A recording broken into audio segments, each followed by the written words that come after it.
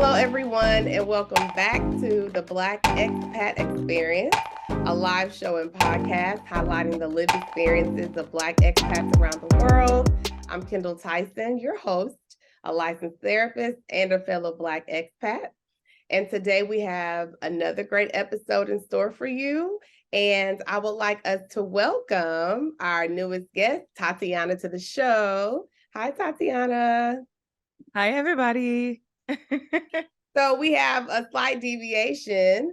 I am going to open the floor for Tatiana to give us a description of who she is as an individual and an expat. So please take it away. Okay, well, I guess me as an individual, I'm Tatiana. I'm from Illinois, Southern Illinois, not Chicago. There is more to Illinois than Chicago.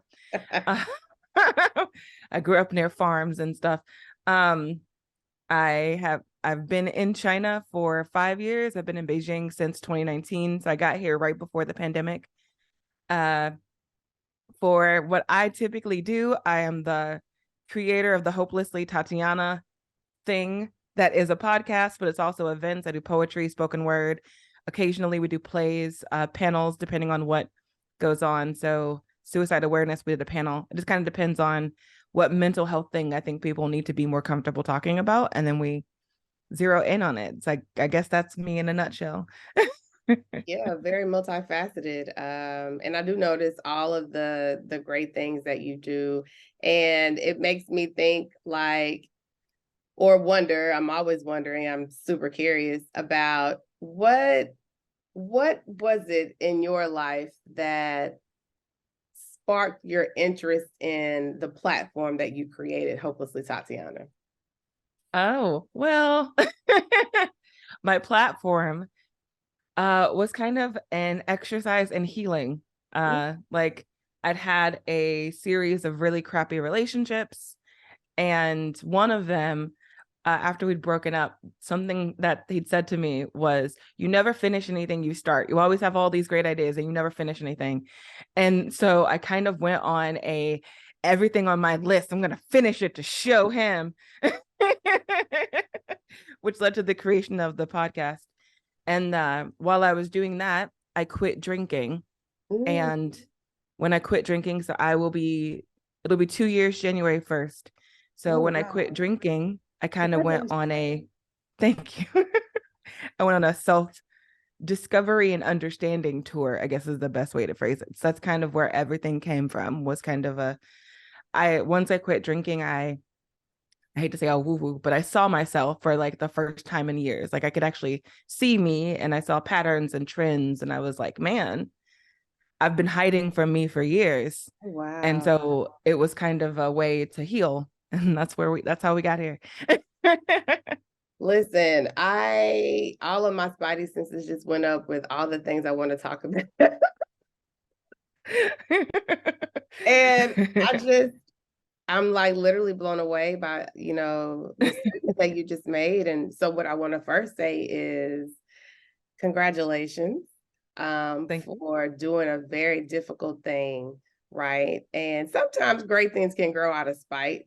I mean, yeah. I'm not judging anybody's impetus to be great.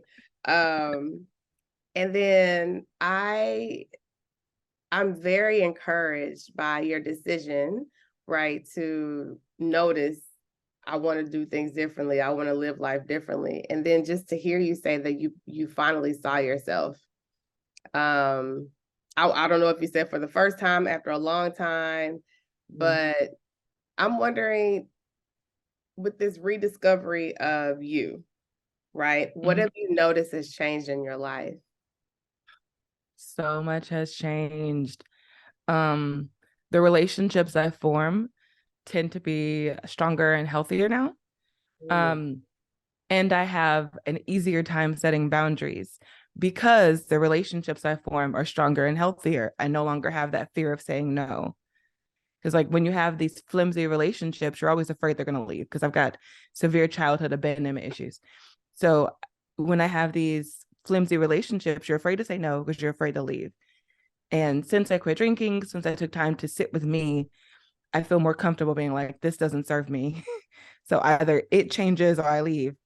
And I feel more comfortable being like, these are my boundaries, and saying that, because I have the right to be comfortable just like everybody else does. So I feel like that's one of the biggest things I've noticed that's like that I've seen, is just me being like, nope, this does not work, and I don't have to stay in this position. Exactly. It's choosing yourself over and over and over again, and demystifying that, or debunking the myth that to do so, is selfish and you have to be a bad person, and to hell with all of that. It's not true. Because if you find it difficult to choose yourself, to say no, to remove yourself from situations and places that are not healthy and do not allow you to bloom as your, full self, you'll continue to be stuck and unhappy, and not thriving. And Yeah. oh, I can just, and obviously you share whatever you're comfortable with. This, I do my best to create a safe space. And the caveat is that the world will see, what you choose to share. But I'm always of the mindset that our situations aren't necessarily for us. What we are brave enough to give to the world is definitely going to unlock healing and understanding for somebody, that's in a place to receive it. So I obviously didn't know any of this, and and why would I, right? Why don't go around asking people, what's your childhood like? Well, sometimes I do. It depends. But I'm so glad that we got this interview started on just a really firm note of, to live abundantly, choose yourself. Oh, absolutely. Can you speak more to that? To live abundantly, I feel like something's gonna be born out of this statement. I just to live abundantly, choose yourself. It might be another shirt, a sweater, or something. I don't know. I love it. I love it. Yeah, nope. I am in complete agreement. And I definitely don't feel like I've reached the pinnacle of my abundance. Like I feel like you keep growing, but I feel like accepting. I was talking to somebody the other day, and they were talking about how they see me and I'm doing all these things, and it's like they're so happy. And I was like, this came from pain. And my present happiness, my present happiness is me choosing to be my authentic self, because being my authentic self heals me. Yeah. So the more I go out there as me, the stronger I feel, the more healed I am.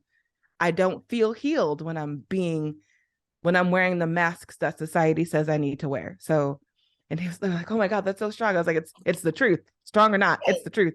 Right. Being you heals you." Being you heals you. That was, I think you've just given me the title to your episode, Healing Through Authenticity, which is so funny because I did like a mental health brunch, like maybe 3 years ago, and it was literally talking about, healing, how authenticity is a healing practice. Especially when we work in these spaces that aren't necessarily designed for us to thrive, and that can be very harmful in their everyday practices. And so how does that look? What does that look like for us to be authentic, show up as our true selves, create things that provide a vehicle for us to share these things with the world? And I'm curious, I'm gonna kind of shift to the whole community aspect now. With the community that you've been able to curate, since you've chosen to become an expat, how do you believe, like, it's been, what has been healing, nurturing about the community that you've been able to create, your chosen family, or whatnot, since living abroad? Well, when I look at my platform community, that's a bit different, because it's more of like everybody's there and we have themes and we have discussions, and I don't always agree with everything that's said. But I'm a firm believer in, if my belief cannot stand up to scrutiny, then it's not a fundamental core belief. So I do like being environments where I'll say something and someone will push back, because it gives me a chance to reaffirm what I believe, or to question it and, maybe reevaluate. in terms of the community I've made, like on a personal level, it's grown and it's changed. Growing up, I was always someone who had a lot of friends that were multicultural. Like my best friend is Indian. We've been best friends for 20 years, over 20 years. Oh, she's going to be mad at me. Over 20 years. And like, I've always had that multicultural leaning because I don't believe that, I guess I do believe that being the best you means understanding who people are as themselves too. And it's harder to do that when you stay in places where you aren't exposed to things. And being an expat just exposes you to more stuff. So you're Yeah. exposed to more views, more ideas, and sometimes they don't all mesh.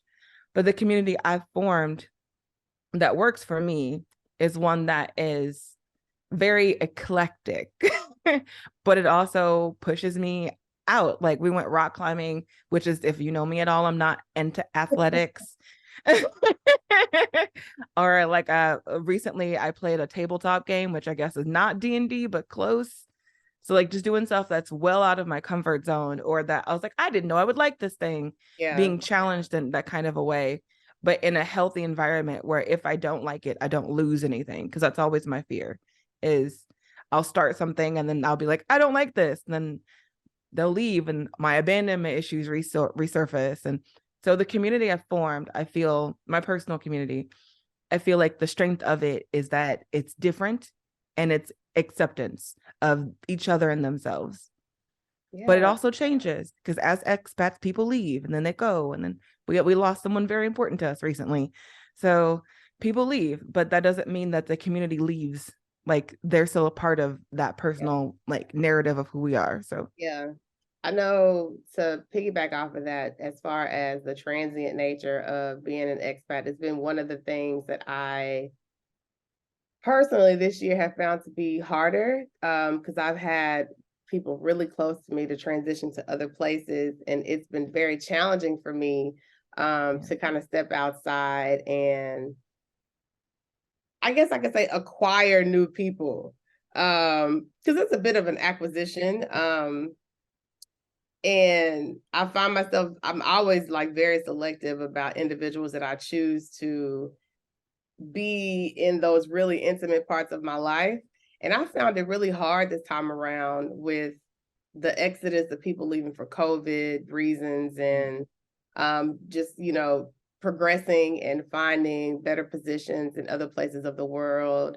And I'm wondering, how are you handling like that transition, knowing the transient nature of international living? Well, see, I keep talking about my abandonment issues, but in that sense, it makes people leaving a different kind of painful. Mm, So what I've adapted to now is more of when I recognize people have left, they're not gone. They're mm, just not here. I like that. And that's kind of how I look at things. So people can move, but they're not gone, they're just not here. Exactly. Um, and that makes it a lot easier for me because when I grew up, like I'm the oldest of five, Mm, and we were all together all the time, or for the most part, we were removed from my parents a couple times for neglect.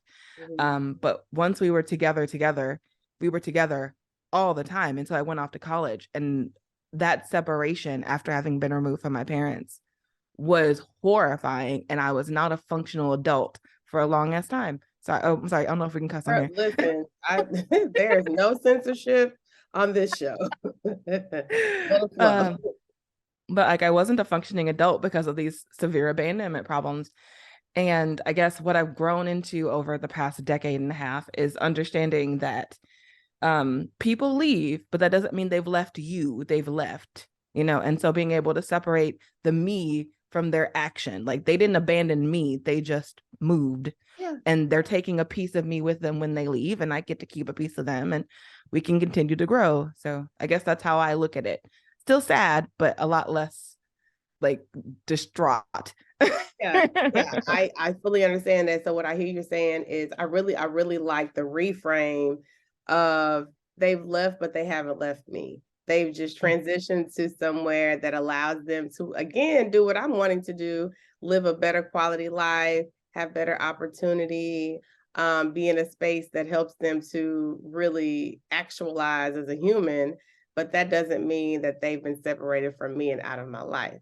So being able to really reframe the transition, I would imagine, doesn't take away the sad nature of I will miss you on a daily basis, but it does help when that activation of fear and abandonment and anxiety does kick in. It's no, you're a WhatsApp call away, or no, Exactly. that's a Zoom date on the calendar, or when the world, or I guess when China allows us to leave and come back without all the restrictions, that's a plane ride. That's a trip. That's a vacation.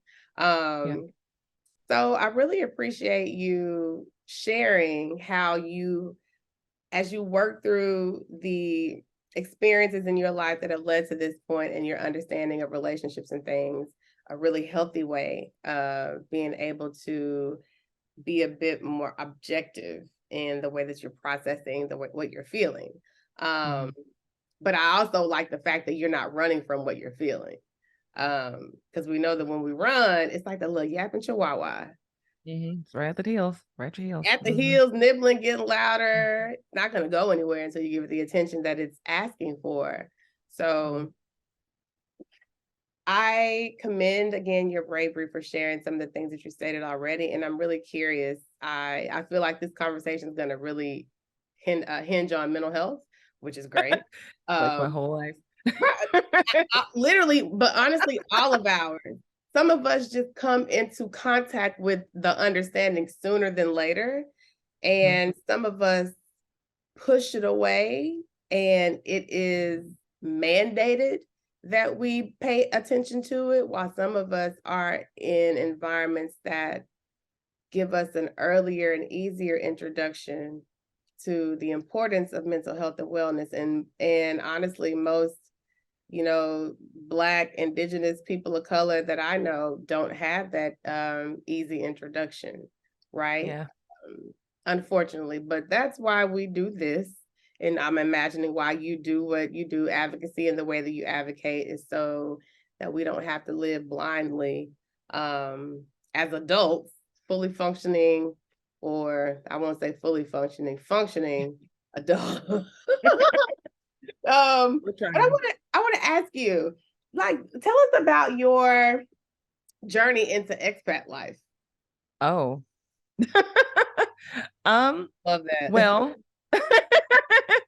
well, I was a Peace Corps actually. That was when I started. Yeah, I served in Liberia. Oh my gosh! I've that. never heard that. Heard Peace Corps? Well, no, you're like the second person that I've heard talk about the Peace Corps, but I've never heard of anybody serving in Liberia. Oh yeah. It was where they placed me. I was a teacher in Liberia for about a year and a half.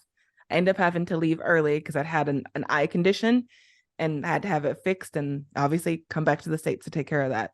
But yeah, that was my first time living overseas, was being taken from, and like I grew up in a mixture of want and like need, a mixture of need and have, because there are certain elements of my childhood where we were deeply like impoverished, and then there are elements of my childhood where we had what we needed. And I grew up in like a back and forth, because we were removed a couple of times, so it was a back and forth of have enough, don't have enough, have enough, don't have enough.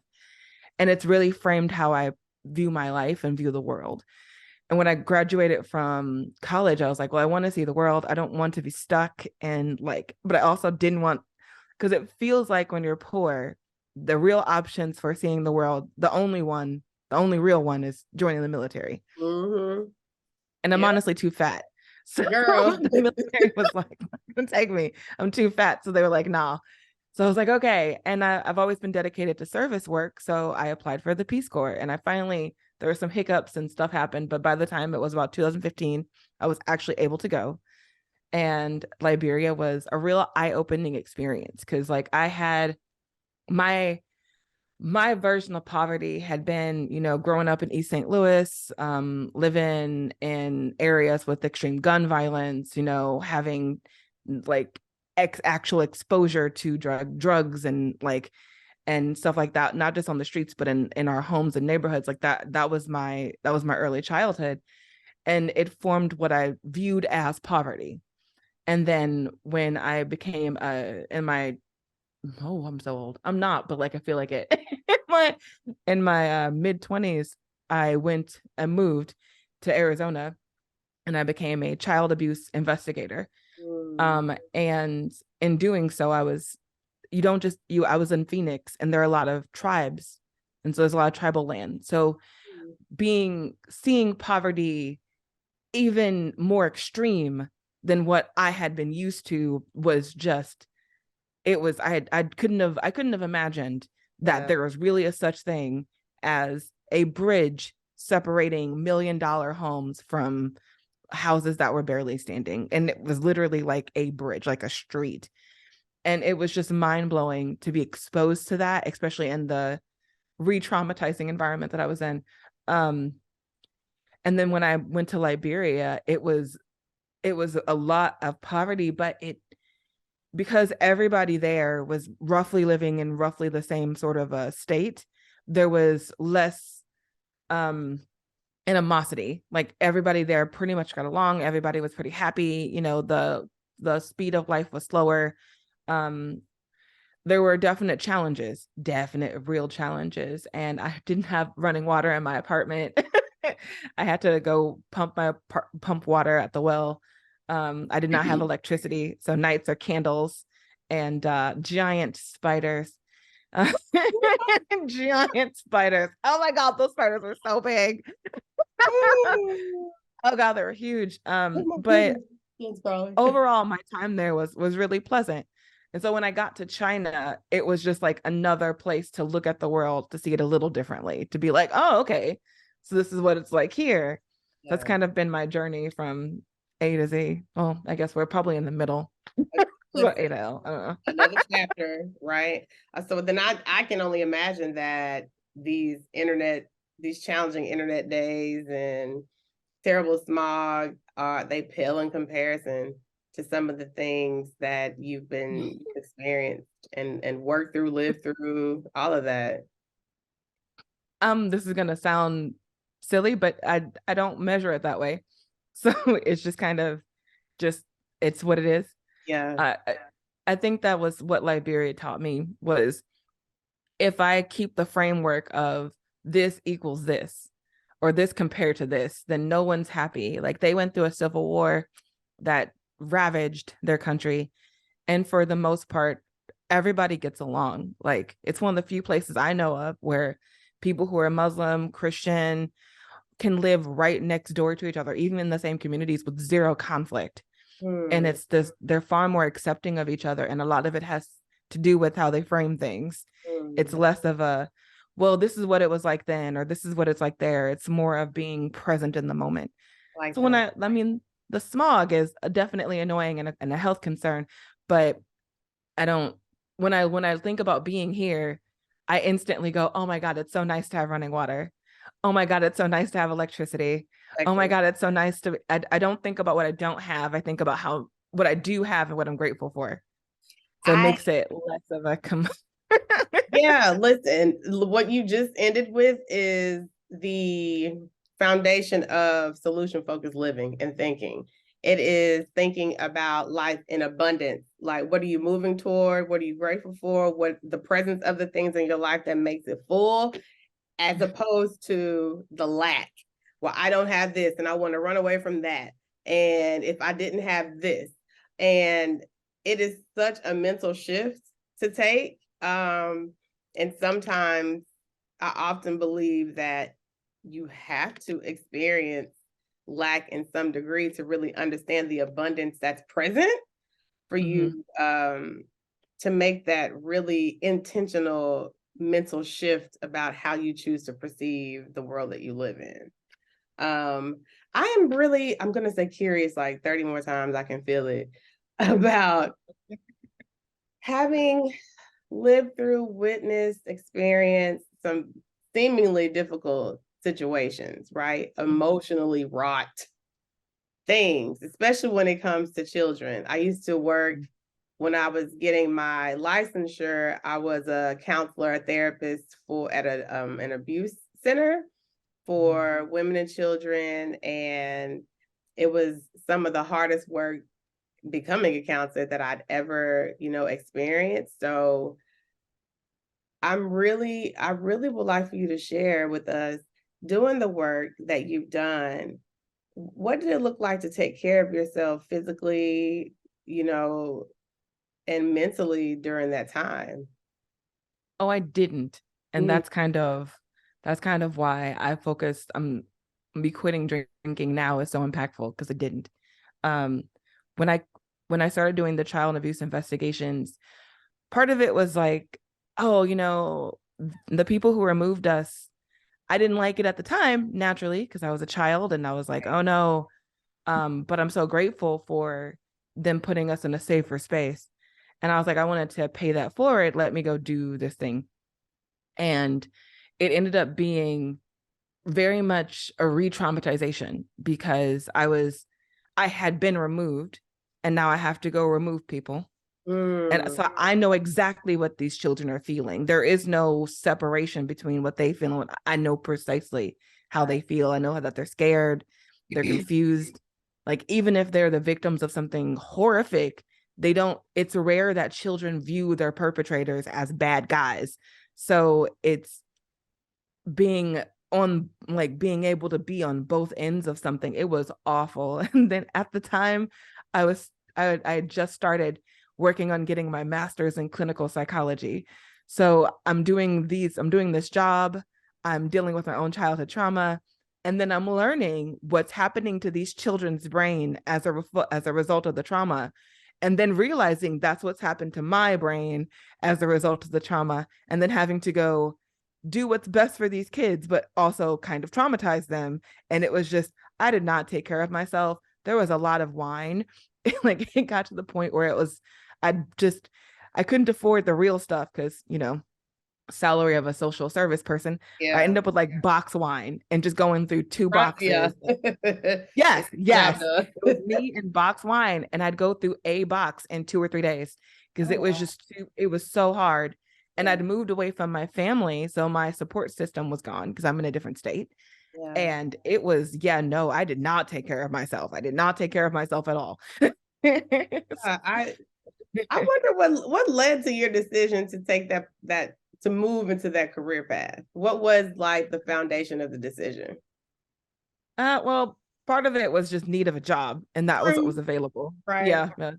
What I can say is jobs like childhood, their investigations for like DCFS or whatever the acronyms are for your state, they are so in need of people to do social work because it is hard.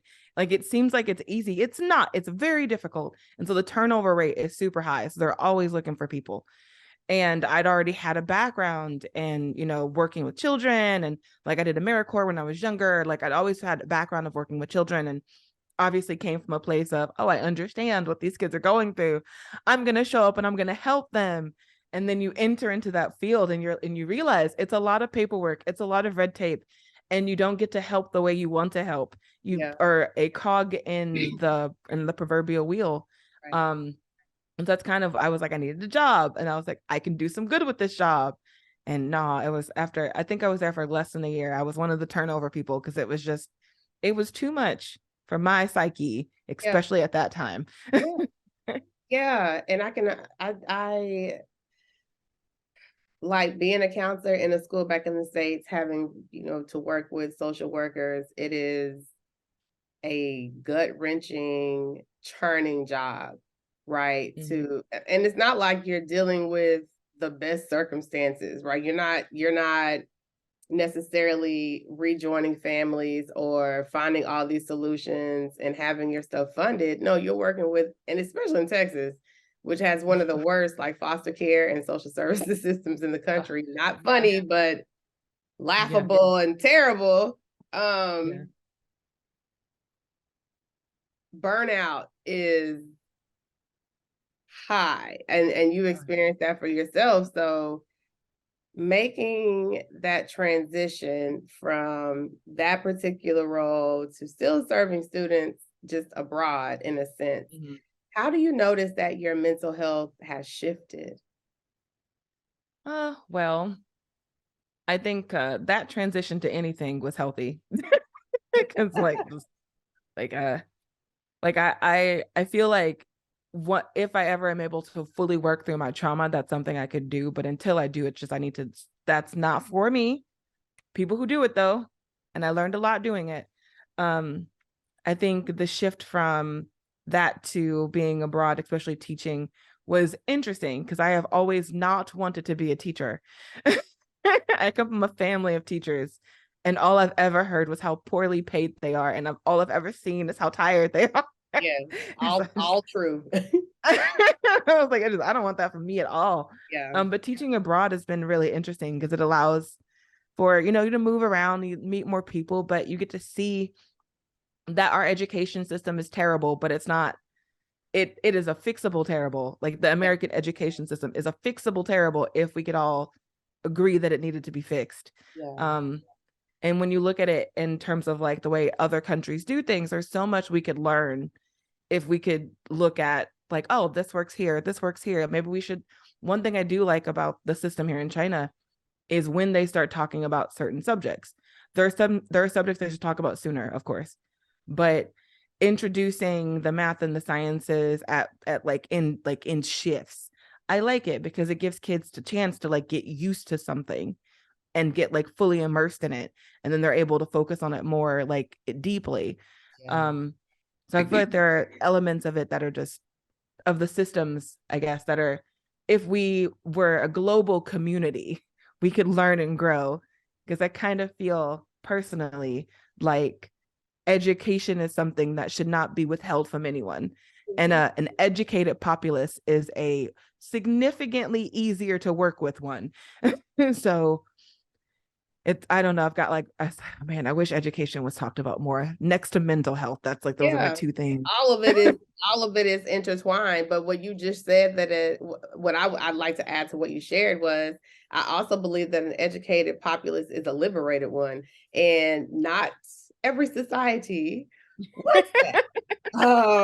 Unfortunately. That is true. I just finished reading this book by Heather McGhee called The Sum of Us. I hope I got the title right. I'm literally being my mom right now. I will butcher a title. I think it's called The Sum of Us. And it was so eye-opening when it talks about the zero-sum nature of especially like things in America. Why we can't have nice things is one segment of, America feels collectively, and this is definitely a generalization, that in order for another person to gain, I have to lose, not realizing that when you hold your fist so tight so that others can't, improve or gain, you also lose out, right? Yeah. So how do we come to the understanding that when we can work together for the collective good, especially for children, everybody wins. And sometimes I feel like the collectivist thinking and understanding, like where we are here to a degree, I'll just go with COVID. It's something I can get behind. Because just looking at stuff back home, it's just like, I stay frustrated. I stay pissed off. I stay angry. I'm just like, y'all, it ain't over, people. I don't know. I hate to say I don't know. I really, like, my therapist knows it's one of the things I hate to say is I don't know. But I want to stay on mental health a little bit. Okay. So when considering the country like China to live, what were some of the determining factors that made this a viable option for you? Ooh, that's not really a mental health question. That's well, no, I'm gonna get into it though. This is gonna make me sound like a bad person, but I wanted to go somewhere where I stood out. Like, listen, for sure. Again, I know it sounds like, why would you want that? But being in Liberia was a really interesting experience, but I look like everybody there. So I got a different version of Liberia than the white Peace Corps got. Because they were standing out. There was more of it was a two-edged, double-edged sword. So they got more, I don't want to say worship, but they were given more things. But there was also the whole fish in a bowl aspect that drove them absolutely nuts, where it was there was never an element of privacy. everything they did was like, oh, so like it was so it was like a double-edged sword. And I didn't experience that. I got to see things that I will never be able to unsee because people didn't realize I was a foreigner. Like if I just sat there at the football place with my lapa on and didn't talk, you had no idea. Especially because my glasses stopped working, which is part of what was going on with the eyes. So like I just look like everybody else. I got my hair wrapped, I'm sitting down, you have no idea. Yeah. And some of the stuff I saw they would have thought twice before doing in front of the white Peace Corps. So it was kind of like I wanted to be able to experience a culture from the outside, because it's really different when you're in it. You know, Yeah. it's a different experience, especially when you're in it, but you're not of it. Yeah. So now like I'm experiencing it without context. So all I have is my judgments from my culture and my country, and somehow I have to marry those two things. So that was why I came. I was like, I really wanted to be somewhere where I didn't look like everybody else, where I could experience it in like I don't want to say privileged, but I guess more privileged space where it was just kind of like, this is what it's like for foreigners. Oh, okay. And that was kind of why I chose this place. And what have you noticed? That there are certain demographics to which it doesn't really matter where you are. Privilege will definitely be a thing you receive. Yeah. And when I first got here, being a Black expat was kind of cool. There were elements of it that were a bit overwhelming. Like I remember I went to Kaifeng. Went to Kaifeng because I was in Zhengzhou at the time. And we were at the temples, and so I'm there and I'm really excited to explore, and people saw me and they were super excited, and then they wanted to take my picture. And it got into a point where like I was standing and there was a revolving door of people, and like I couldn't move because they just like, one group would leave, another group would come, and like my friends had to like reach in and grab me and pull me out. And then I spent the rest of the trip hiding from cameras. And I've never been like, I don't want to be famous more than in that moment. Because I was like, if this is a minor amount of what it's like to have paparazzi, I don't want it. Girl, at all. Like, can I escape, please? Can I go live my life somewhere and be unknown? Yeah, I believe like every Black person that has come to China, if they've not had that, I don't know like where they're living. Because it is overwhelming to say the least. I think one of the things that I felt when I got here, and that kept happening, it happens much less now, or maybe I just don't notice it as much because I'm inoculated to it, is I felt like such a spectacle. I was just like, I can't just be out here in the summer in my sundress, cute and whatever. Nah, it is old men and ladies. Everybody want to just be in my space, and it felt like I was just encapsulated, and I could not stand it. It was too much. So it's gotten less over time. And like when I would travel to other countries, I think one of my favorite places to be is in Indonesia. Didn't witness it, didn't experience any of that, like any of it. And I was just like, how is it so different? It's just a few hours away. How is it so different? I did have some older ladies come up when I would go somewhere, and they would just like touch my skin. I'm like, yeah, it don't rub off. It's soft. It's just a few shades darker than yours. One of my students did that. Bless his soul. He came up to me and he was just like, I was like, yeah, it doesn't come off. But like he was a second grader, so it was adorable. And it just made me laugh. I was like, no, sweetie. And then he was just completely just like, oh my God. Right. No hate in that. That's all curiosity. They're just little kids. So yeah. Right. It's when they older. Yeah. And you're like, come on now. Y'all living in Beijing, a hella international city. I'm not the only Black person or person with dark skin that you've seen. Come on now. Let's be real. How do you think being an expat has changed your life? Ooh. Well, it's nice to have more disposable income because it's the first time I've had that in my entire life. Get paid Um, up. yeah, like it is. I've never experienced what it's like to not to have money. Um, like after you pay your bills to have more than just enough for gas. Like I've never had that part. So it's nice to be able to be like, I don't have to choose between like essential things. Um, so I like that. Outside of that, how it's been exposed. I mean, I'm definitely exposed to more people and um, more ideas.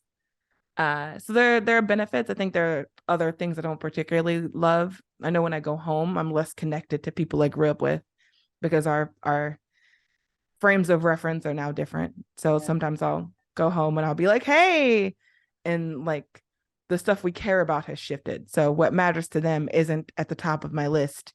So our communication grows. Like, so I've grown apart from people I've grown up to love, grown up loving. So they're good, they're bad. But I think overall it's been a real exercise in learning who my authentic self is, because being so far away from home has given me the freedom to figure me out, to do things that I wouldn't have tried at home for fear of reprisal of some sort. I'm a grown ass woman and still absolutely terrified that my grandma's going to get mad at me. Still Listen. absolutely legit afraid. I like I'm writing down what you just said, the freedom to figure me out. Like you've given me so many gems, or at least I'm noticing them. And yeah, one of the things that you shared is the I think the disconnect between the community that we grew up as individuals with to the person that we are now with this new context of living and experience and opportunity that we've honestly gifted ourselves because nobody forced us to move abroad. And it feels hard when there's a lack of understanding, a lack of connection, priorities, have shifted, and we can't have the ease of, relationship and familial connection and just shoot the shit and have fun.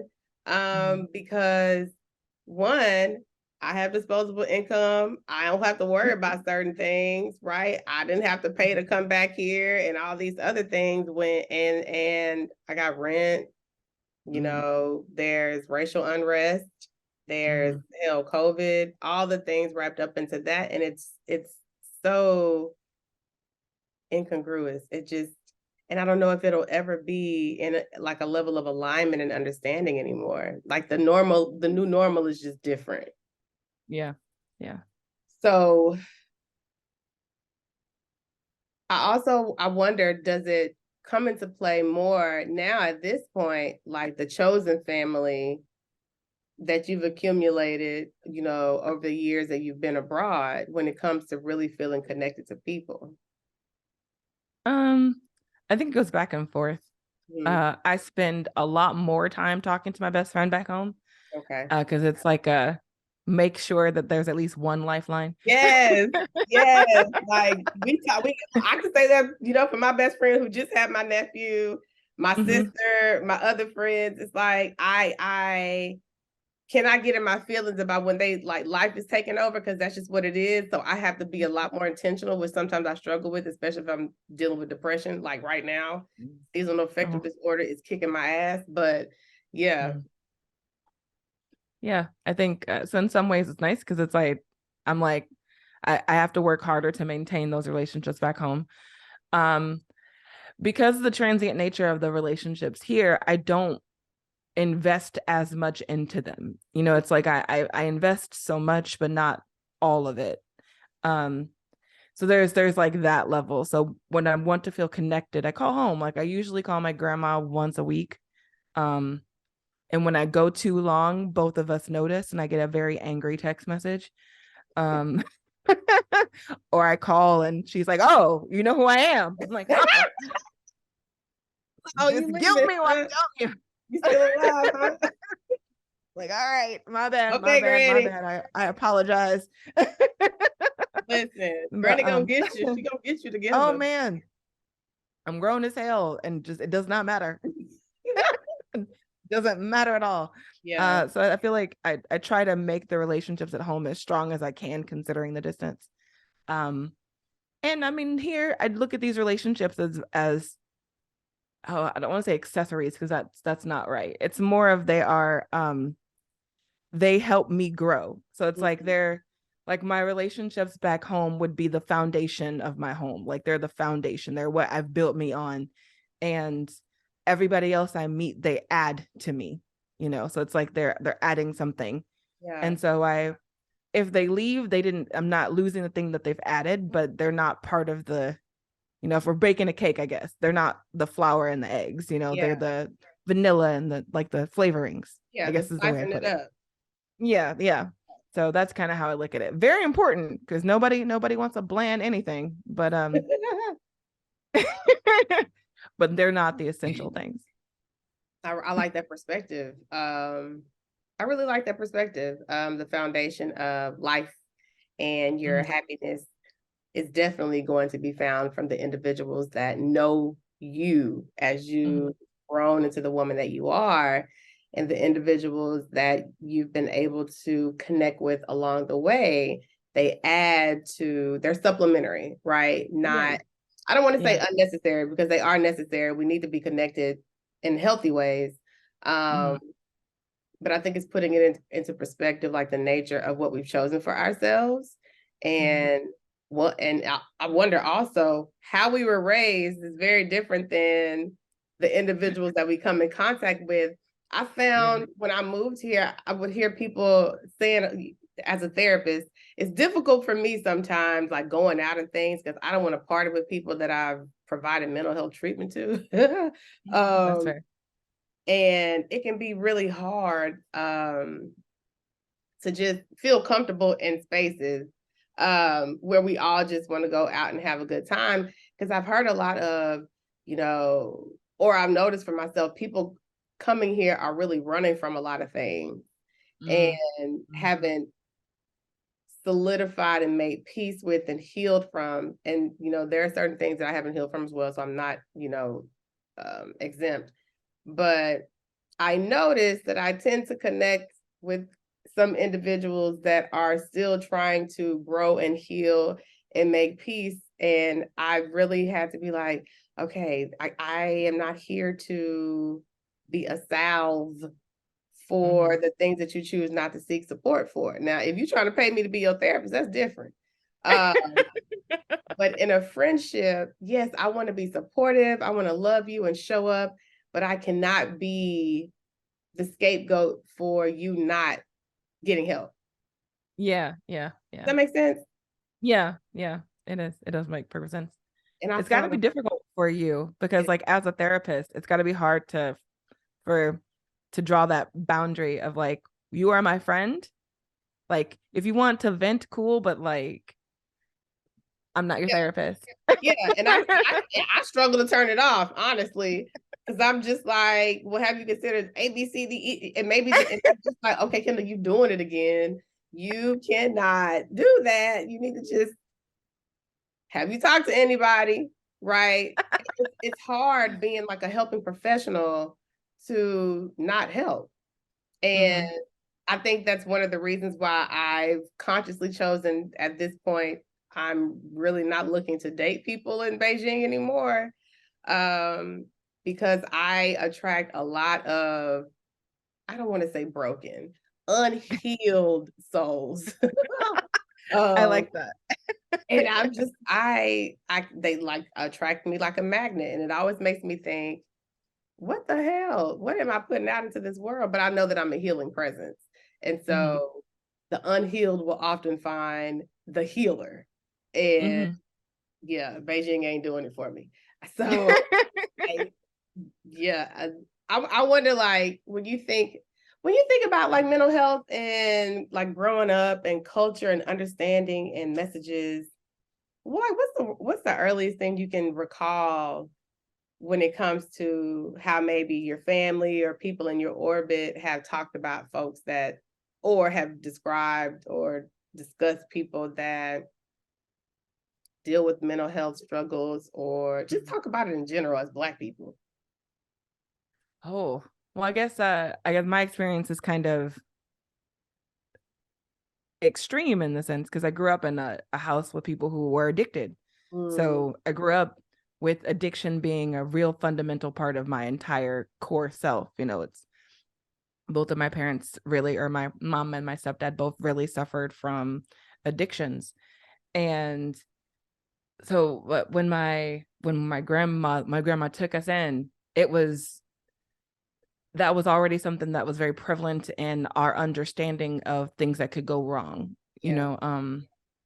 And so, like, I guess mental health in its nutshell, like, nobody was running around going, you have PTSD, you have this, you have this. And we we did see therapists from time to time, but and a lot of times in Black communities, we view mental health problems as um something to, I don't want to say ignore because that's not fair. It's more of a, we all have these, so your job is to figure out how to deal with it and move forward. Mm, And that's definitely not blaming our community, because the reality of it is, for most of history, we have not had access to these services.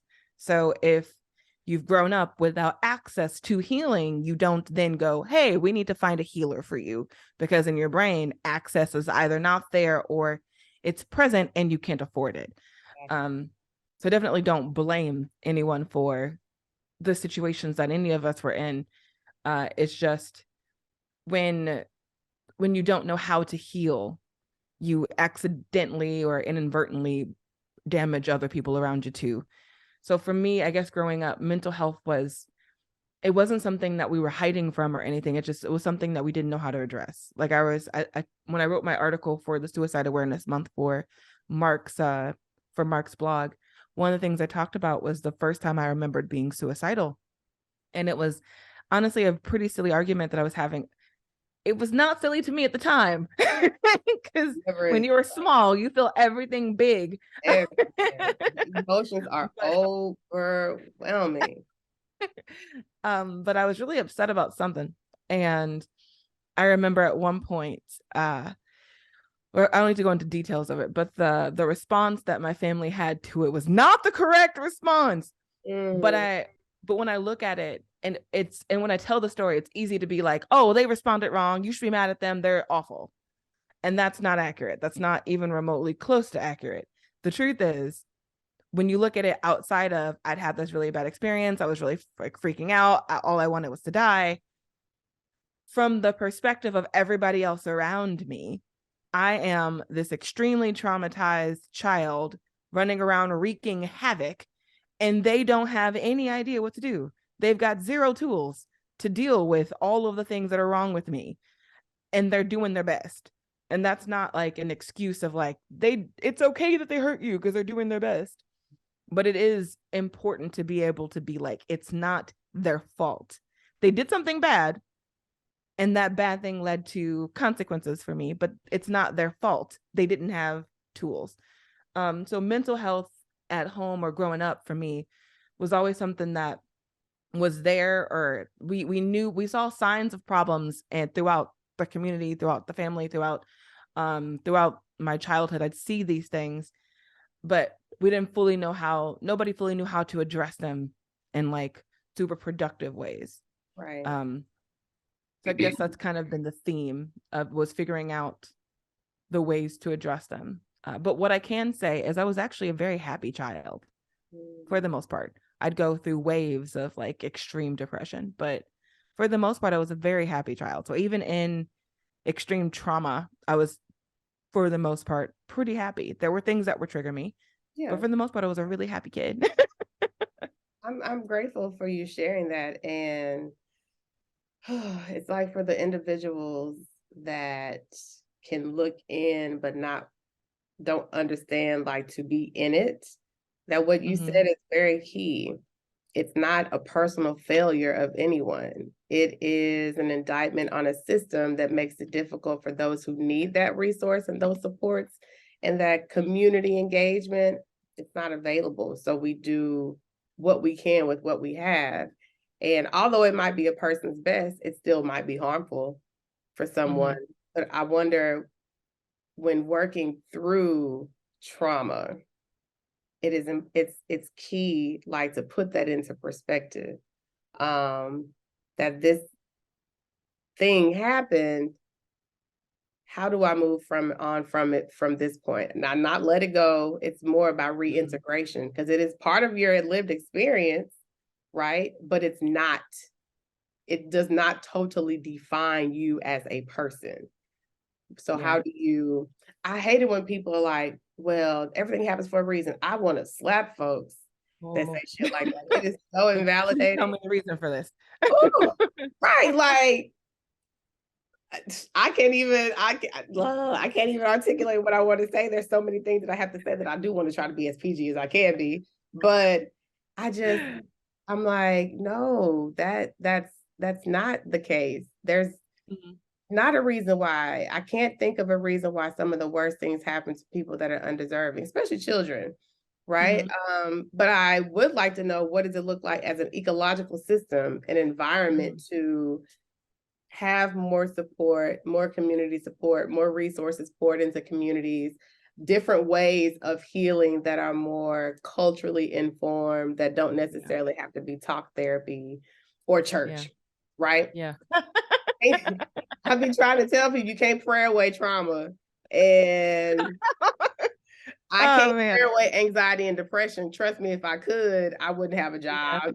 And but how do we meld all of the ways in which we use to heal, so that we can have a collective of things that our communities can utilize, so we can, like, heal from generations of trauma and oppression, and eat well, and have safe places that we can go unfettered and be happy and joyful? What does that look like? Right? This is a dilemma that I clearly don't have an answer to. Do any of us?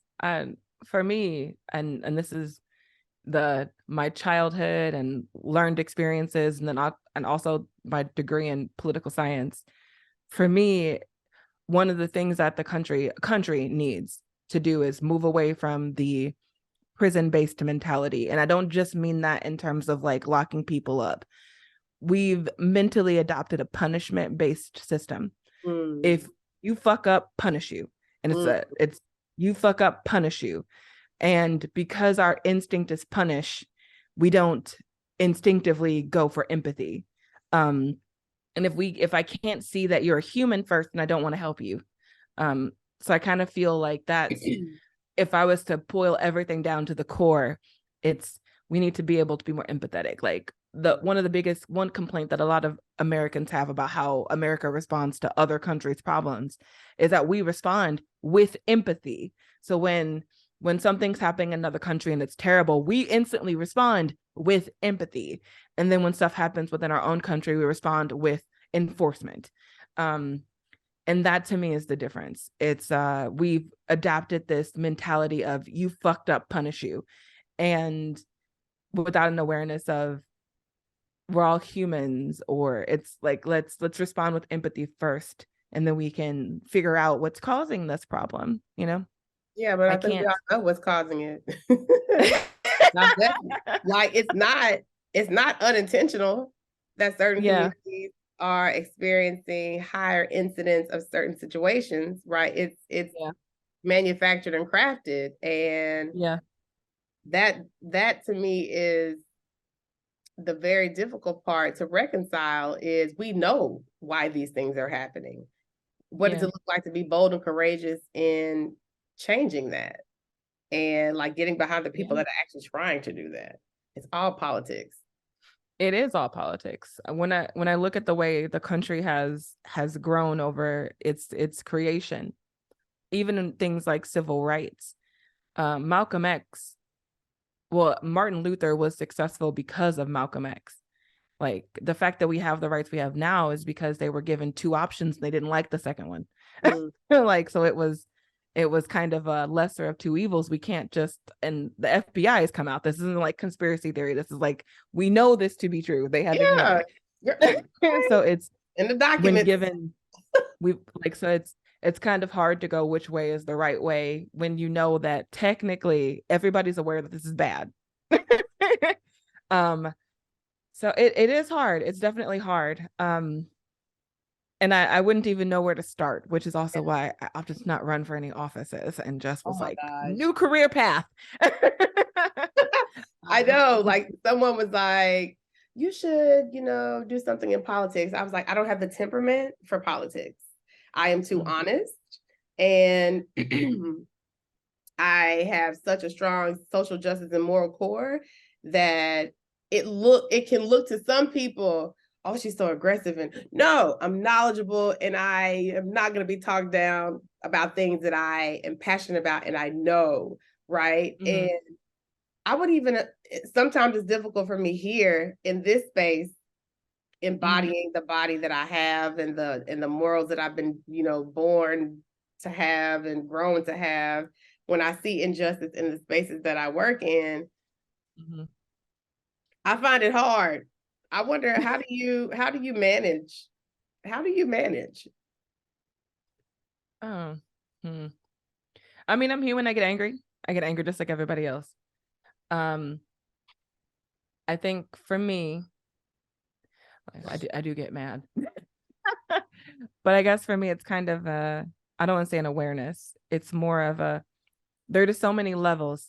There are so many layers to it. Like something happens that's clear injustice. I know I have an instinctual response that I want to have, but I know that instinctual response will make the situation worse. So then I have to measure, because stuff happens that deeply offends me that I just ignore, because I realize that responding to it will do one of two things. It'll validate whatever that person's saying. So if they're saying something that's very racist or and they're saying it with zero check, that means that they're saying it to see what I do. And if I challenge them, then I'm proving their point, because they've already established that everybody around them is comfortable enough with what they've said. So if I'm the one that's like, that's not cool, then I just prove that I'm the problem. So it's a more of an awareness of like, I can't respond the way I want to respond at all times. And I get hate from all sides. Like I get hate from like the white communities. I get hate from the Black communities for not being Black enough. Like it's all measured, because it's like if I respond the way that I am feeling that I should respond, it's going to lead to more problems. And being aware that life is chess and not checkers, I'm just gonna choose to not move here, and we're gonna play this game out properly. Because it's like that's kind of how I have to. That's how I have to move. I recognize that, girl. I'd be struggling. I'd be like, because I've been in this, in this space where a clear injustice has occurred, and I'm sitting here like, do I say something? Do I not say something? I'm looking around the room and I'm like, y'all all know what just happened. How do you not say anything? And it literally ate me alive for the whole year, because I felt so inauthentic to myself. I struggled, and it's like you're saying, chess not checkers. I guess at my big age of 41, I'm still learning to appropriately maneuver in a way that I'm not going to blow up the whole thing, and still feel rooted in what I believe, right? And that takes a huge exercise in vulnerability. So I want to ask you, because we're nearing the interview end. When you think of vulnerability, do you see it as something that is a strength or that can be detrimental? Both. I don't really look at it as an or. Because for me, there's this came up in the group chat at some point. When we're vulnerable with people, we are giving them a piece of us and we want them to hold it. But not everybody can hold you. Yep. And expecting people who aren't trained to hold you and then punishing them for not being able to is not helpful to anybody. Like you don't know, like you said earlier, there's so much about me you had no idea about.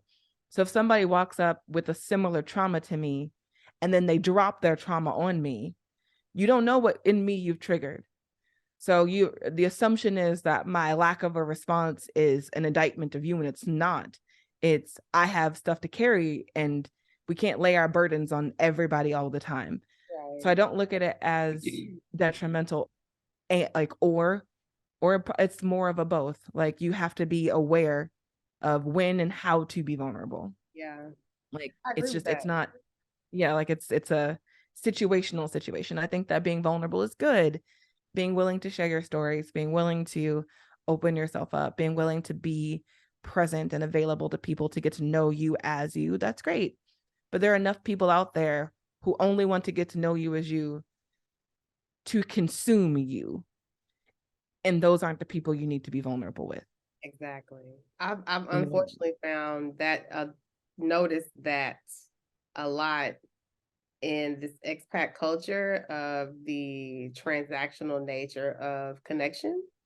And you hit the nail on the head. I want to expound upon vulnerability. In order to grow and to heal, is necessary. However, everyone doesn't have the capacity to be a safe space for that to occur. And I think things move so fast as in the lives that we live as expats abroad. We're looking to, and somebody said this to me when I first moved here. They were like, when you meet people, things move really fast. Like people that you might connect with here, you would never connect with back home. And I'm just like, so then why do y'all do it here? And that's so you'll see. And like, you'll see when that winter hit and you long. And I was like, oh my God, I found myself in so many terrible situations. I'm like, it makes complete sense. We're longing for connection in a foreign land. We want to feel, comforted and loved and supported, and like we belong in a place that isn't for us, that we've chosen to be a part of.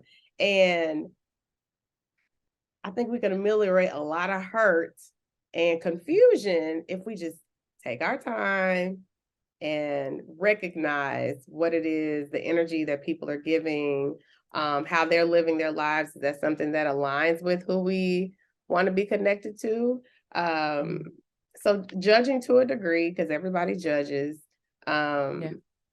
and really just identifying, what do I want? What does a healthy life abroad look like? And how do I tap into my resources so that I can get that? One thing I tell people all the time, if you can find a therapist, I'm always going therapy. If you can find a therapist, get a therapist, right? Because we're adjusting to a new country, a new culture, a new way of being, all new people. So who you are back home, you really aren't that person in this new space that you've adopted as home. You are a different version of yourself, and hopefully more of yourself. What it is that you said, you've given yourself the freedom to find who you are in this experiment called living abroad.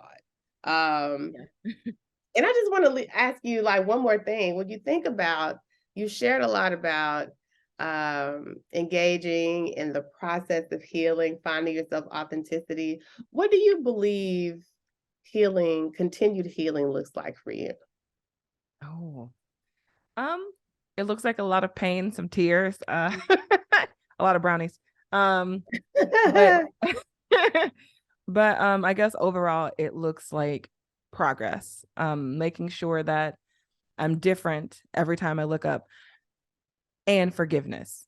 Because sometimes you will slip up, or I might measure me next year and be like, I haven't gained, or I've fallen back into a habit. It looks like forgiveness and acceptance. Because I feel like you can't heal if you can't acknowledge that you're human, therefore going to mess up. So I guess that's kind of lame, but that's what it looks like. Listen, I don't judge anything. Everybody's, experience is their own, right? And this would be my last question before I ask you to share with the world how we can find and follow you. When you think of the life that you have experienced, the life that you're currently living, what are you most proud of? Ooh. I love it when I people am. do the Ooh, what am I most proud of? Um, I am most proud of my growth. Like there are tangible things I can say. I'm proud that I quit drinking. I'm proud that I graduated from college. I'm proud I did. Like there are tangible things, but I'm proud of my growth. I'm proud that I refused to remain the same. That I want wholeheartedly, not want to want, but want to be different tomorrow, to be better. And so I think that's what I'm the most proud of. Yeah, thank you so much for sharing that. Like, I have so many notes that I've just jotted down, as we, gone through this interview, and I'm beyond grateful for the vulnerability, the honesty, your candor, and just, being willing to share your story with the world and trusting this platform to facilitate that process. So before we end, I would love for you to share with us how we can stay connected to you. How can we follow you on social? How do we find you? Oh, let's see. If you want to follow me on social, by the way, I don't love social media, but if you want to follow me on social, my Insta is Hopelessly Tatiana. So Hopelessly, Tatiana. That's also how you'd find me on Twitter. But I'm gonna be honest, I'm not really on the social platforms like that because I have low self-esteem and don't need that to make it worse. I hear Uh, you. Okay. other than that, if you're in Beijing, you can find my WeChat and we can hang. What platform do you like most? Oh, my podcast, Okay. Hopelessly So, Tatiana. Yeah, I love that and one the most. okay, and we find you, which are the oh Lord, I just lost my whole train of thought. Are the podcast platform hosting Uh, sites that we can find you on? well, Spotify, Google, and Apple for sure, and it's on Stitcher and all the other ones too. So just type in Hopelessly Tatiana, and you can hear me ramble about all types of stuff. I'm still trying to figure that out, but that's a whole nother conversation. Okay, cool. I again am really grateful for you sharing your story, for you spending this hour and 20 minutes with me and the Black expat community. And I want to say to everybody that's watching, thank you once again for tuning into the Black expat experience. I encourage you, as always, to keep taking risks, keep impacting your communities, and above all, make sure that you make your mental health a priority. My only request is that you please share this in your communities of influence, and that you join us along this journey, that as we demonstrate to the world that Black people belong everywhere, we are everywhere, and that we thrive and live abundantly. And with that, I will say thank you. Thank you, Thank you. Tatiana, and peace, everyone.